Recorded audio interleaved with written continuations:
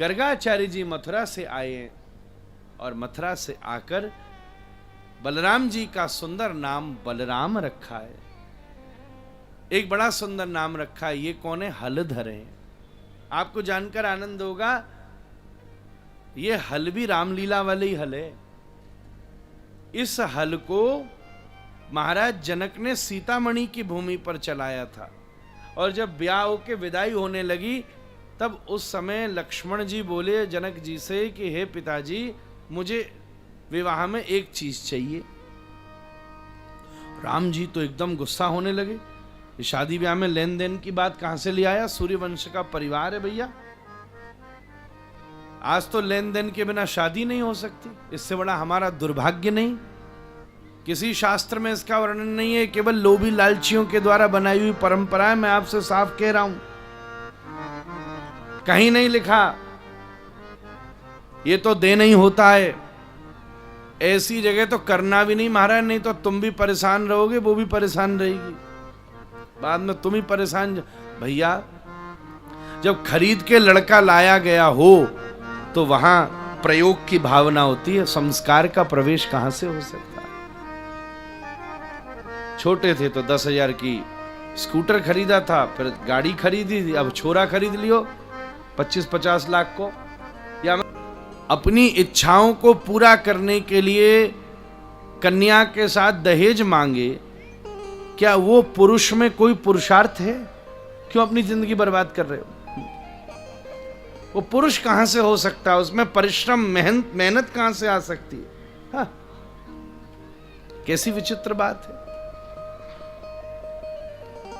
महाभारत में शकुनी दहेज में ही आया था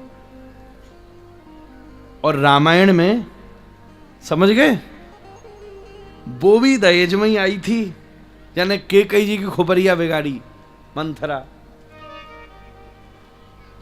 अब तुम्हें आगे तुम विवेकी हो, जो जाननो करनो सो करो महाराज। एक बात कहूं, कुछ साल पहले तक पूरी दुनिया में एकमात्र हिंदू राष्ट्र नेपाल था। अब तो व्यवस्था बिगड़ गई। जब तक हिंदू राष्ट्र नेपाल था तब तक वहां दीपक जी उल्टी पद्धति थी। जब ब्याह होता था तब क्योंकि खेती है, खेत में एक स्त्री भी काम करती थी। अब अगर वहां पर रहने वाली स्त्री ब्याह करके तुम्हारे घर में आ गई तो तुम्हारे खेत में काम करेगी, तो वहां की आमदनी कम होगी। तो वहां तो यहां से उल्टा पैसा दिया और जाता था कि भैया, और हम भी देते रहेंगे। और एक और मैं बात आपसे निवेदन करूं, स्त्री की सबसे बड़ी दुश्मन भी स्त्री होती है। कान पकड़ के क्षमा करियो, पर अगर ये पक्की हो जावे तो क्या किसी की हिम्मत है जो कोई मांग ले, कुछ बिगाड़ दे, कुछ उल्टा सीधा कर ले? बहू आवे तो सबसे पहले कमरा में तो वही डोकरी निकले, डंडा टेकती, हाँ कौन क्या ले आई। ऐसन को तो बुलानी नहीं चाहिए महाराज। राम राम राम। गंगा नहाओ, ऐसे का दर्शन करो जो केवल एक स्त्री के इस आर्थिक संदर्भ का दर्शन कर रही है। गंगा नहाइए अगले दिन जाके, ऐसे किसी मुख का भी दर्शन हो जाए तो अब शगुन हो गया हमारा। दहेज ले लेना, ऊट पटांग खाना पीना, रात्रि के 12 बजे स्वाहा करना।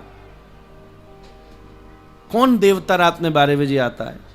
निशाचर आते, भूत, वही आहुति ग्रहण करते। सूर्यास्त के बाद तो वेद मंत्र नहीं बोले जा सकते। कैसे करोगे? रात में मुगलों के समय में हमला हो जाता था, इसलिए छुप के करने के लिए एक टाइम आया कि कर लो चुपचाप। अब कौन कह रहा है तुम्हारा हरण कर रहा है? मैट्रिमोनियल्स में दे दे के तो ब्याह हो रहा है महाराज। ठीक है, पार्टी फार्टी जो करनी है कर लो, पर जहां आपका यज्ञ होना है, मंडप बना है, आप सामाजिक काम नहीं कर रहे हैं, आप धार्मिक काम कर रहे हैं। वहां आपने यज्ञ बुलाया है, ब्राह्मण को बुलाया, देवताओं को बुलाया है। भयंकर नशे में धुत लोग डोल रहे हैं, एक तरफ मांस के लोथड़े पड़े और उसी वेन्यू में एक तरफ मंडप बना के आप स्वाहा कर रहे हैं। मुझे तो नहीं लगता एक सदाचारी इंसानी वहां नहीं जा सकता, देवता कहां से आएंगे महाराज। उससे बढ़िया कर लो कोर्ट में मैरिज, कम से कम यज्ञ का तो अपमान नहीं होगा। काय बात का हम झंझट कर रहे हैं। विवाह में ब्राह्मण का अपमान, वेद का अपमान, यज्ञ का अपमान, देवताओं का अपमान, उसके बाद ऐसे संबंध जिससे शुरू हो रहे हैं, मुझे तो नहीं लगता कि वो संबंध धर्म का है।